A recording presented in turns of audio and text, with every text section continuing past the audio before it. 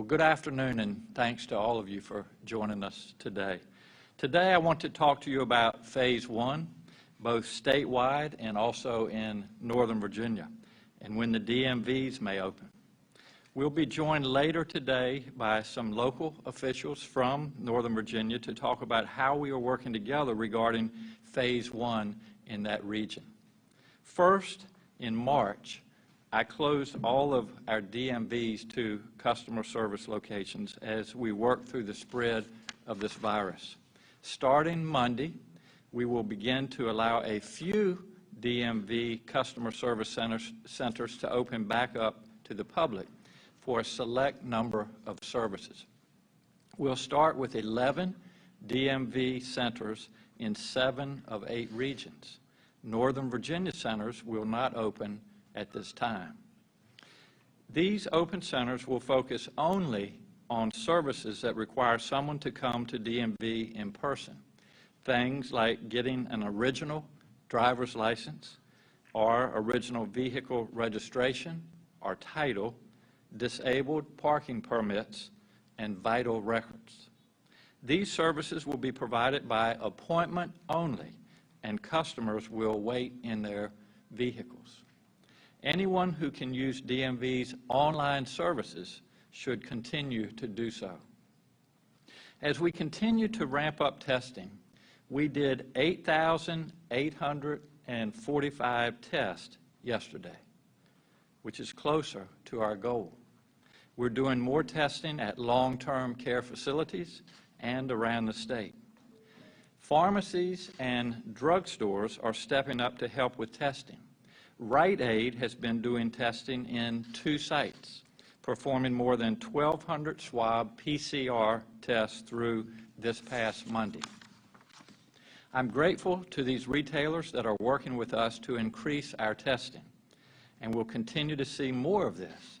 For example, in the coming days, I think we'll hear some exciting news about Walmart and their testing efforts. As we have said, robust testing is a critical piece of our plan to slowly ease restrictions in Phase 1. We are getting there, and that is one reason why I feel comfortable in allowing Phase 1 to begin this Friday for most of our Commonwealth. As we have discussed in these briefings, moving to Phase 1 depends on meeting a set of health metrics, an increasing number of tests, a downward trend in the percent of tests that come back positive, a downward trend in the number of COVID patients in our hospitals, the availability of hospital beds, and the availability of PPE. As a Commonwealth, these metrics are trending in the right direction. Phase 1 will not be like turning on a light switch. We will restrict non-essential retail and houses of worship to 50% of the building's capacity. Gyms and fitness centers must remain closed, but we'll allow them to do outdoor fitness options until we get into Phase 2. Restaurants must remain closed, but we will allow those with outdoor seating to use that at 50% capacity. We'll allow salons and barber shops to operate with strict requirements for social distancing and face coverings.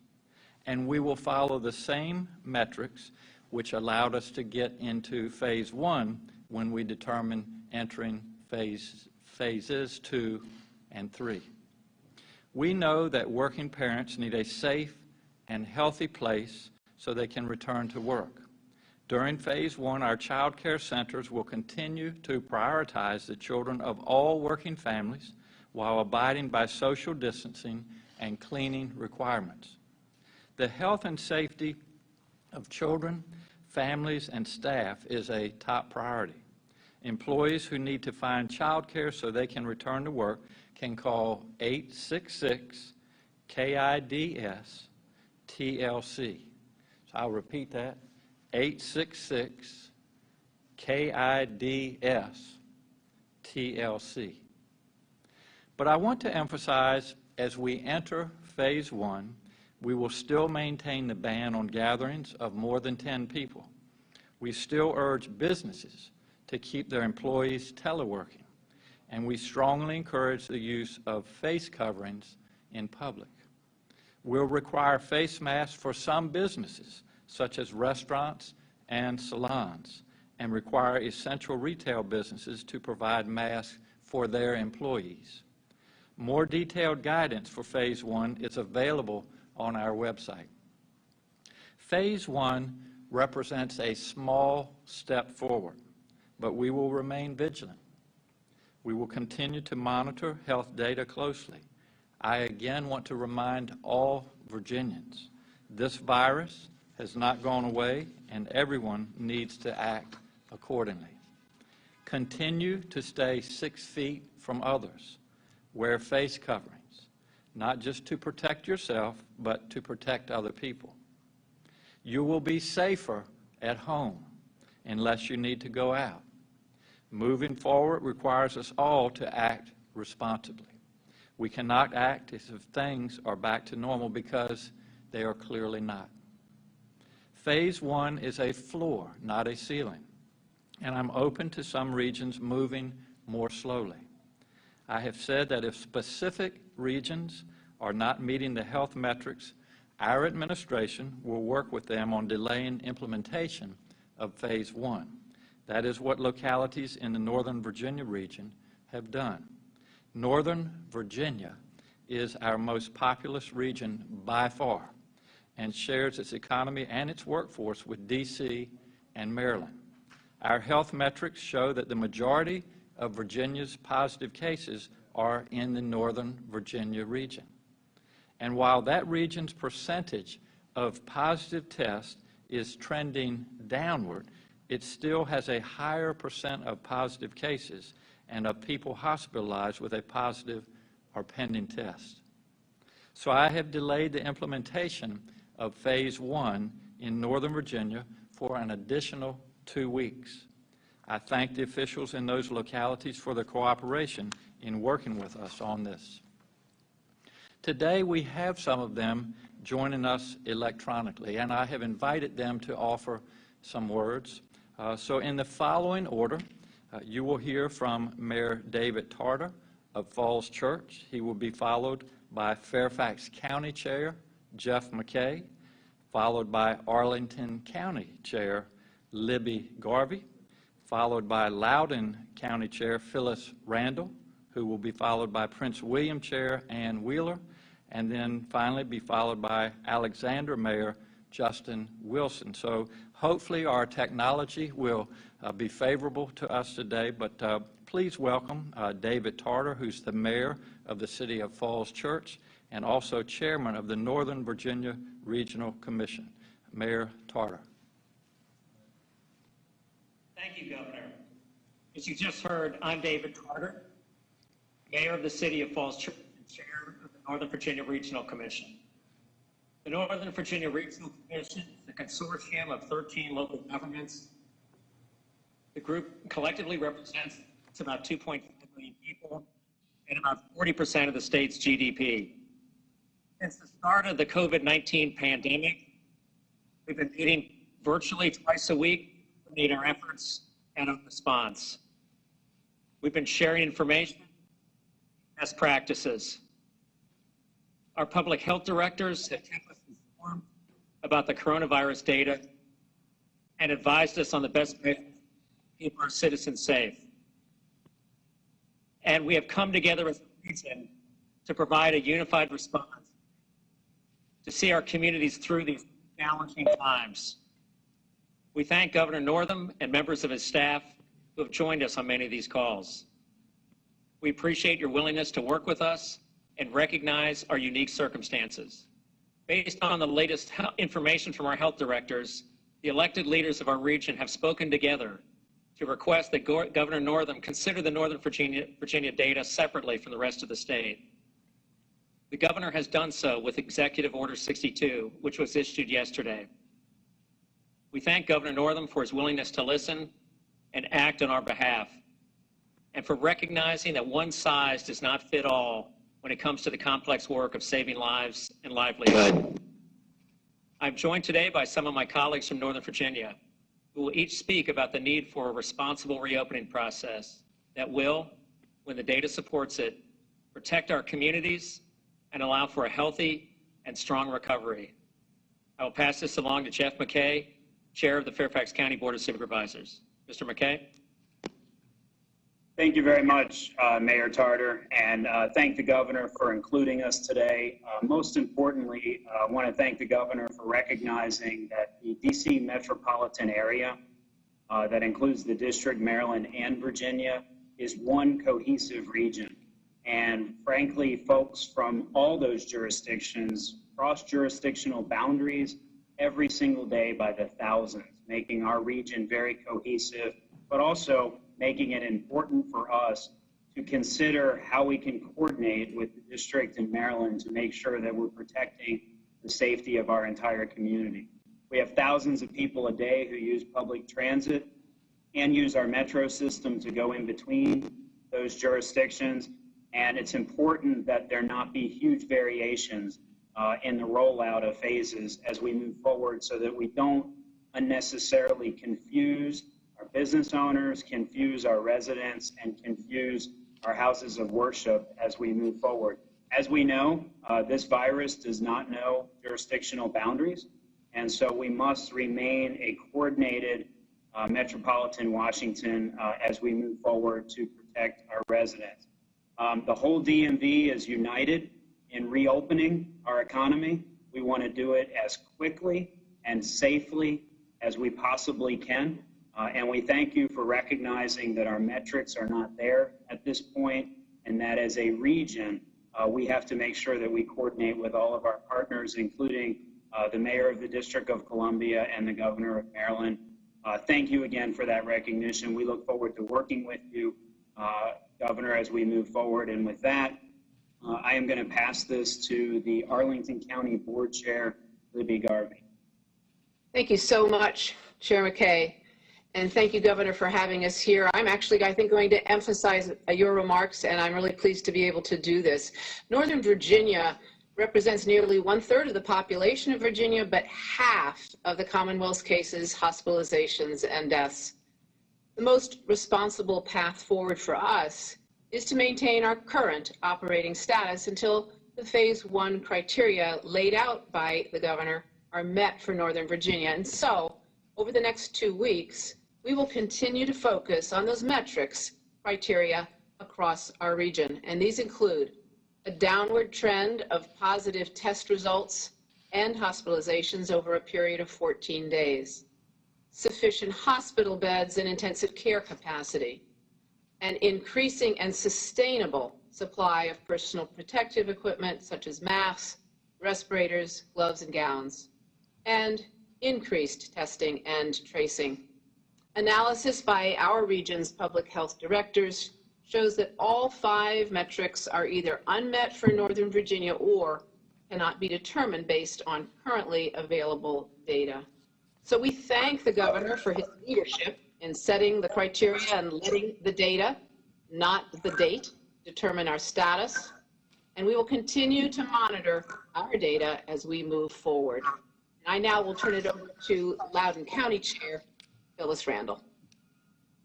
Thank you, Chair Garvey, and thank you to the Governor. So in Northern Virginia, we are looking forward to when we can safely move to phase 1 as determined by our health directors.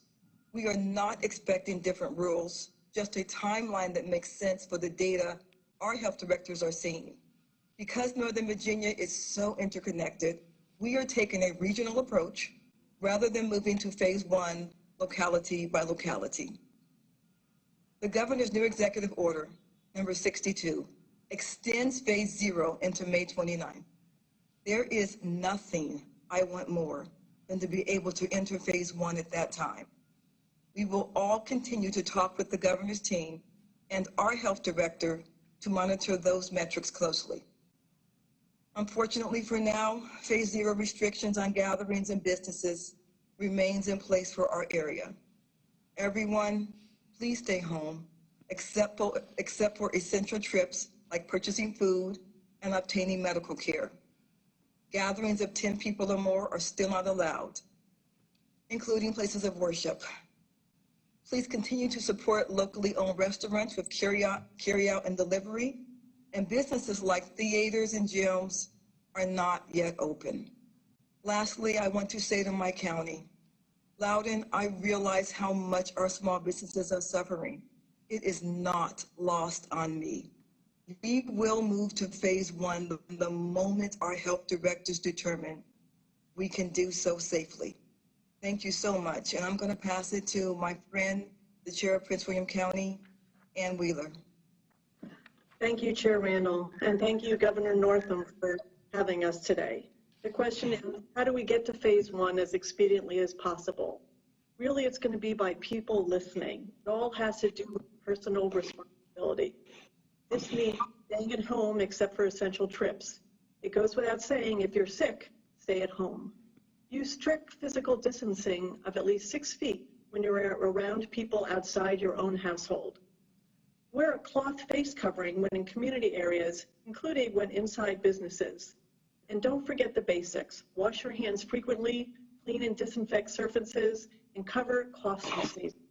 These practices worked. They've been slowing the rate of new cases in Virginia. Residents in every Northern Virginia locality must follow the same rules. If we do not, it will have major implications across our region. Again, we need to continue our efforts so we see a declining number of cases in the Northern Virginia region over a 14-day period. Entering phase one will take personal responsibility. Let's do this together. With that, I will pass it along to Alexandria Mayor Justin Wilson to finish us out. Thank you very much, Chair Wheeler, and thank you to the Governor. We want to thank all of our residents in the region for taking personal responsibility to help each other make it through this shared crisis. We are especially grateful to our essential workers, our first responders, our healthcare workers, and all of our city, county, and town municipal staff. These folks are on the front lines every day to help keep us safe and keep our economy moving. We also want to make sure that everyone who is checking on a neighbor, staying in touch with family and friends, and just spreading hope and cheer. It's good to have a buddy you can help, to ask for help, and taking care of our own mental health and the mental health of others is equally an important part of the response to this crisis. We all, to echo my colleagues, we all want to reopen the economy as quickly as we can, but we need to do that as safely as we can. Public health and the economy go hand in hand, and the foundation of a strong economy is public health. We appreciate throughout this crisis the governor's data-driven approach, and we will stay focused on the data as we look forward to reopening. I want to thank Governor Northam, his staff, the administration, all of my colleagues on this call and throughout Northern Virginia, and all of our residents and businesses for their sacrifice during this time. And so with that, I'm going to turn it back over to you, the Governor. Thank you. Great, Justin, and thanks to all of you for your amazing leadership during just a very difficult time during this pandemic. I think one of the things that you just heard, and I will reiterate it, is that we're really emphasizing and focus on data rather than dates, and that really, is something that we'll continue to do moving forward. I also want to take this opportunity, and as I've told you, we are in frequent communication with our governor from Maryland, Governor Hogan, and Mayor of Washington, D.C., Mayor Bowser, and just collectively, this group of leaders up in Northern Virginia and the greater Washington area is just very commendable. So I thank you all, and I respect all that you all are doing. I, again, appreciate your leadership and your cooperation. We all share the same priorities to ensure that public health is our top priority as we move forward. We also continue to work to support our local governments. Earlier this week, we announced we will send $650 million in federal financial aid through the CARES Act to our local governments to help them pay for the cost of responding to this pandemic. And I'll repeat that, $650 million. We have additional federal dollars, and one of our priorities for that money will be paying for the increased testing and contact tracing that we will need moving forward. Our Department of Health is working to hire many more contact tracers for each health region. They'll be working in communities and through our call centers. VDH has worked with several staffing companies to help speed this process and has received more than 3,000 resumes. Virginia Health Commissioner Dr. Norm Oliver will speak more about our work to build the contact tracing workforce as well as today's health data. Before that, though, I just want to remind everybody in Virginia that this is National Skilled Nursing Week.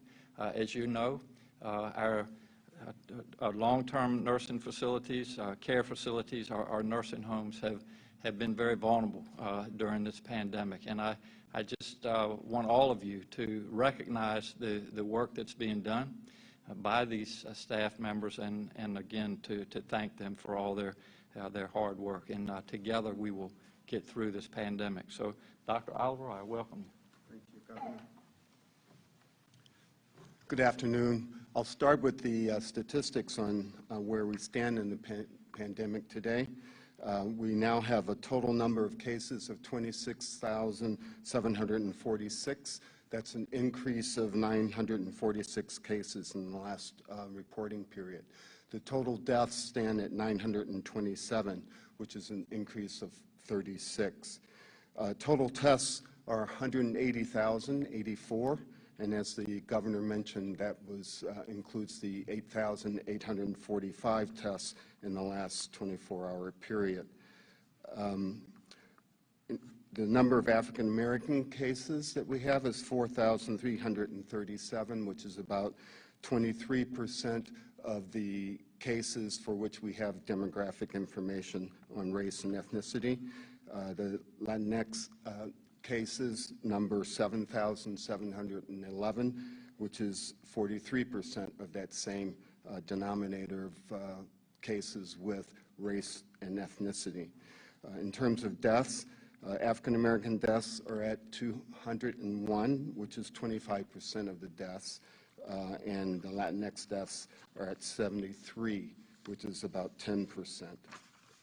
As the governor mentioned, as we move into phase one, it will be critical for us to continue to contain the spread of this disease through testing and ramping that up, identifying cases as they present, isolating those cases from other people, and contacting the folks who have come into contact with that case and possibly have been exposed to the disease. As the governor mentioned, we are processing currently about 3,000 applications. We will be hiring supervisors in regional areas for this new additional workforce of contact tracers who will augment the some 604 contact tracers that we currently have in place. We plan to step up that workforce to near 1,300 people across the Commonwealth. As I mentioned previously, what this represents is about having 15 contact tracers for every 100,000 people in the population. This is a number that we got from the researchers at Harvard University who published the roadmap to ending the coronavirus epidemic, in which they said that you needed a minimum of at least that amount, somewhere between 15 to 30 contact tracers per 100,000. We will start at that 15 per 100,000 and ramp up from there as needed. Thank you. We'll be glad to take your questions. Yeah, about contact tracing, I was hoping to clarify what will happen when you identify the contacts of the cases that we're picking up through testing. You know, when these tracers find a contact of a positive case, will those people then be able to be tested? Will they be required to be isolated? What happens? Yes, so the question is, how does the contact tracing process move forward? And would you like to? Happy to address. Thank you. And Dr. Fulano may correct me if I missed something. When we identify someone who's a contact, that's someone who may have been exposed to the disease, we first of all want to find out whether or not they're feeling well, what their symptoms are, and so on. If it appears through that conversation that they're actually symptomatic and need testing to find out whether or not they have COVID-19, then we would arrange for that testing to occur. And if they are a primary contact with significant exposure to the index case, then we would ask them to self-quarantine and then follow up with them through that 14-day period to ensure that they don't develop symptoms and need care. For primary contact? What I mean by primary contact is if I'm a case and you and I have been standing within 6 feet of each other talking and so on for longer than 10 minutes, you would be a contact who we want to self-quarantine. But if you then spent time with Henry, that secondary person wouldn't be someone that we would isolate.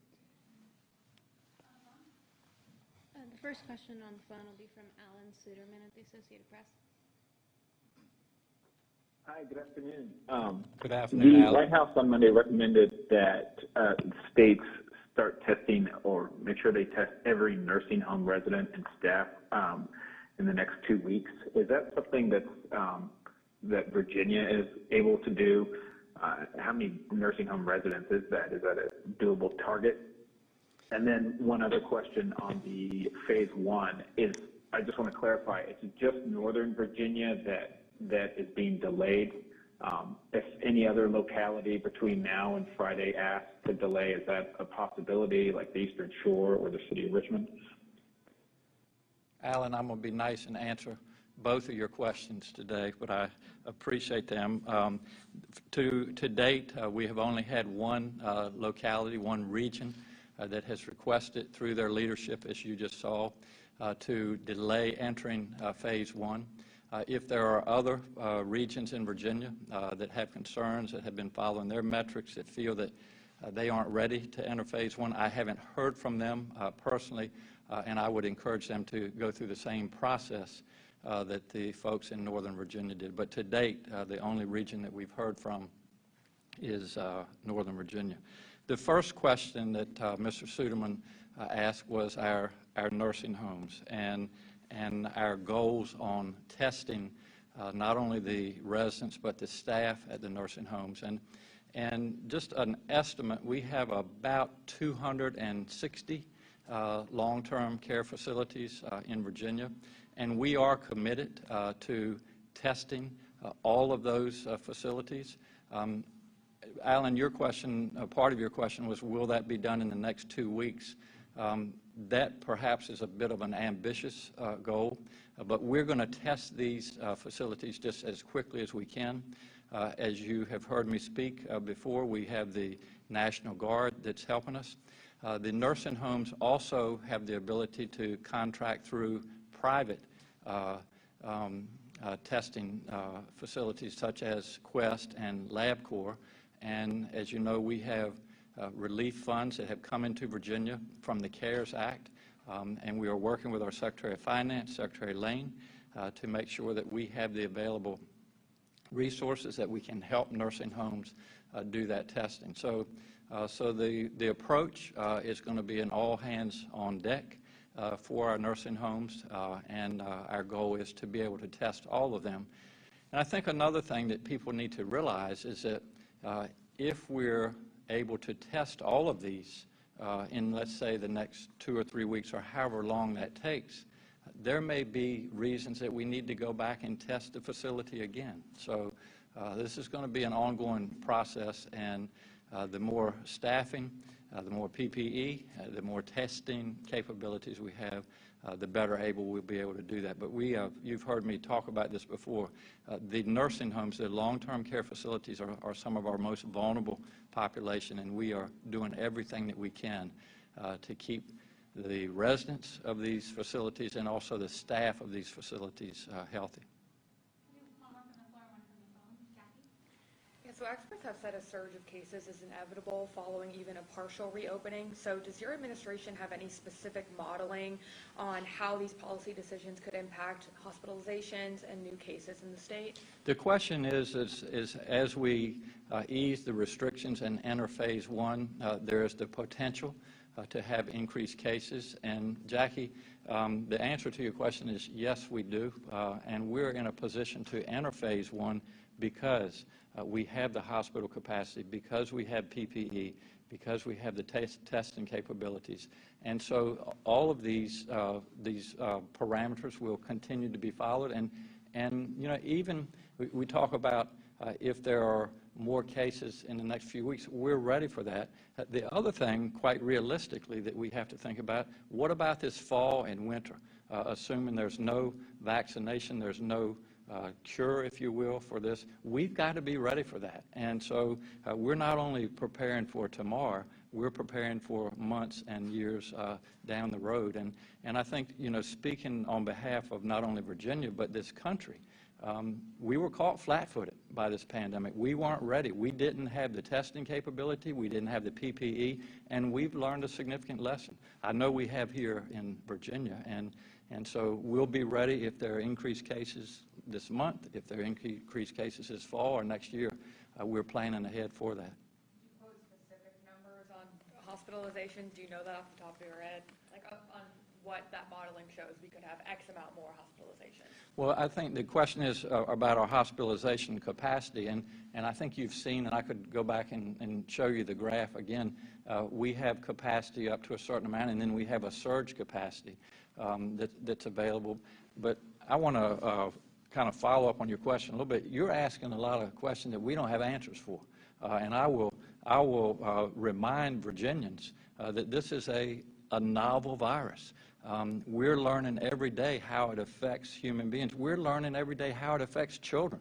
I mean, a month ago, we didn't see this Kawasaki syndrome, this inflammatory vasculitis process. And so for me to sit here and say exactly what we'll need next month or a year from now, it's pretty difficult to say exact numbers. But I will tell you that we're preparing for the future, and we'll be ready. I will remind. The question would be from Roger Watson with the Farmville Herald. Every day. Thank you, Governor. At state prisons where outbreaks have occurred, have the staffing levels been reduced to protect employees from the virus? And if so, what percentage is the staffing level currently at? If you could repeat your question, I'm going to have Secretary Moran come up here, but there were a couple words in your question that we couldn't hear. If you could just repeat your question, thank you. Sure. At state prisons where outbreaks have occurred, have the staffing levels been reduced to protect employees from the virus? And if so, what percentage is the staffing level currently at? Thank you, Governor. Having to do with the outbreaks at our state prisons and the staffing levels to accommodate the security of those prisons, we have not experienced a significant staffing shortage. Great commitment on part of our correctional officers. Also, we're taking steps to separate where there is an outbreak in a particular unit. DOC takes extraordinary steps to make sure that that unit is separated from others. Protections for our correctional officers in terms of their DOC masks and other hygiene that is provided. So, and I do again want to thank the effort with respect to testing at our correctional facilities. This week we did Dillwyn, thanks to the Guard and Dr. Flarno's group and VDH and others, to make sure that we can do point prevalence testing at our correctional facility so we know how many individuals are indeed infected. As we know, you can be asymptomatic.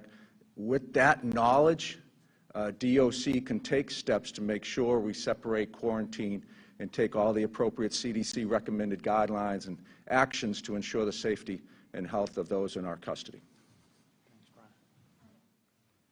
Thank you, Governor. For those who applaud you and say thank you for placing health over wealth, and they are excited about your decisions to keep Virginians safe. On the other hand, some say that you've ruined the economy, you've hurt people's livelihoods and their lives. How do you talk about the painstaking decisions and work that your administration put forward in dealing with those two dynamics? And then on sidebar, when it comes to some of these restrictions, with a lot of our law enforcement entities already being understaffed and taxed, is it too much for them to maybe go to restaurants and make sure people are following procedures, go to churches, go to barber shops and beauty salons? Great questions. And the second one, let me just answer the second one first, if I could, and that's will we be able to enforce the guidelines that we have in place? And the answer to that is yes, we will.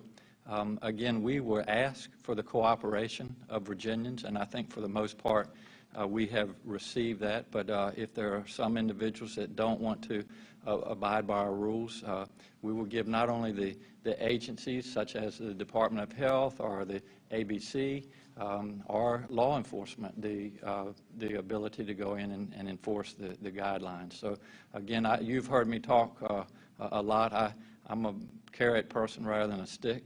But we will have a stick if we need to use it. But we will continue to encourage Virginians that they're all part of this solution and moving towards phase 2 and phase 3. The first part of Andre's question was the decisions that we make regarding the health crisis and the economic crisis. And I think that's a really fair question. And we realize that we are in the middle of a health crisis. We are also in the middle of an economic crisis. You've heard me talk about this in the past. Until we can get the health crisis behind us, the economy will never recover. So my emphasis, our administration's emphasis, and I think really Virginia's emphasis has been on the safety and well-being of Virginians. And so we'll continue to emphasize that. That will be our focus. But we also realize that the economy plays a part. People have lost their jobs. People are making tremendous sacrifices. And so we will all continue to work together to put this health crisis behind us, to get it under as best control as we can. And that will allow us to move forward with economic recovery. And Andre, I know you've heard me say this before, but we live in the best state, in the best country in the world. And going into COVID-19, we were number 1 in the country as far as our business environment. Our unemployment rate, if we remember back, was 2.6%. It was one of the lowest we'd had in many years. The amount of capital investment in the last 2 years that had come into Virginia was record-breaking at close to $30 billion with a B dollars. And so we were strong prior to COVID-19, and if we continue to work together as a Commonwealth, we'll come out of this as strong. So that's my goal, and that's what I'm committed to doing as governor. We'll look forward to seeing you on Friday. And this is just planning for all of you, and I know planning is important. And unless I hear differently, we have Memorial Weekend coming up, which starts on the 22nd, Memorial Day being on the 25th. And after that time, because Memorial Day is on a Monday, we will have these press conferences on Tuesdays and Thursdays, so we'll go from 3 a week to 2 a week. You all don't have to stand up and applaud all at one time. But anyway, that's the plan as we move forward. But it's very important to me and hopefully to you that we continue to provide you updated and accurate information. And so if we need to have other press conferences or if we need to release more information to the press on days other than when we're having our press conferences, we will surely work with you and do that. So we'll look forward to seeing you all on Friday. Thank you all so much.